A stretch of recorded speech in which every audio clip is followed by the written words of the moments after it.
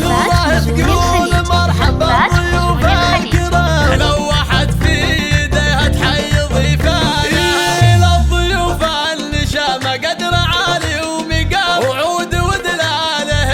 تسعد عيانا، نوره تقول مرحبا ضيوف الكرام، والكرم ساسها وورث جدانها، شيخه وبنت شيخ واخت ناس حشام، والاصيله تعلى بالفخر شانها، يوم فرحات ولدها السعد والحظ قام، يا عسى افراحها بطوال ازمانها، والف مبروك